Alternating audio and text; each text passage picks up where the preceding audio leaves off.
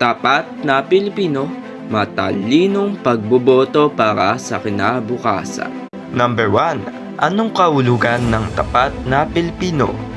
T. Tapat sa sarili at huwag magpadala sa panloloko at suhol. A. Alamin ang plataporma ng kandidato o pag-aralan ng kanilang layunin at adhikain. P. Pumili ng may prinsipyo at integridad. Hindi lang popularidad ang bantayan. A. Alamin ang track record. Ano ang nagawa nila noong para sa bayan? T. Tumindig laban sa dayaan at fake news. Maging mapanuri sa impormasyon.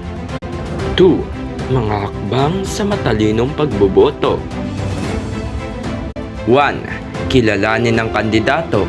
Basahin ang kanilang plataporma at hanapin ang kanilang track record. 2. Iwasan ang fake news. Huwag magpapaniwala agad sa mga kumakalat na chismis o propaganda. 3.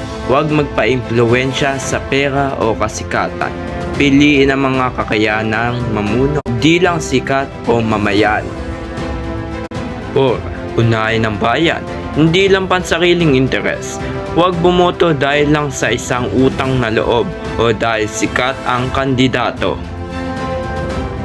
5. Maging mapanuri at magpabantay.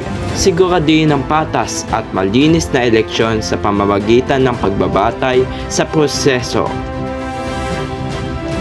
4. Mga katangian ng dapat iboto. May malinis na record at walang kaso ng katiwalian. May malinaw at makabuluhang plataporma. Handang ipaglaban ang kapakanan ng lahat ng Pilipino. May kakayahang mamuno, hindi lang dahil sa apelyido o kasikatan. Tapat ay malasakit sa kinabukasan ng bayan. Kahit ang ating paninindigan. Ang boto ay hindi lang isang papel, ito ay ating kinabukasan. Maging tapat na Pilipino, bumoto ng may malasakit at katalinuhan.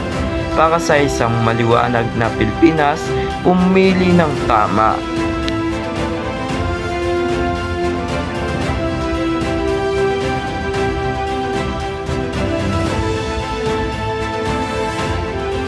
Ang kinabukasan ng Pilipinas ay nasa iyong mga kamay.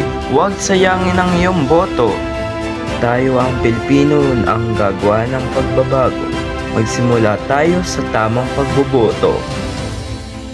Dahil ang boto mo ay isang responsibilidad, hindi lang isang karapatan.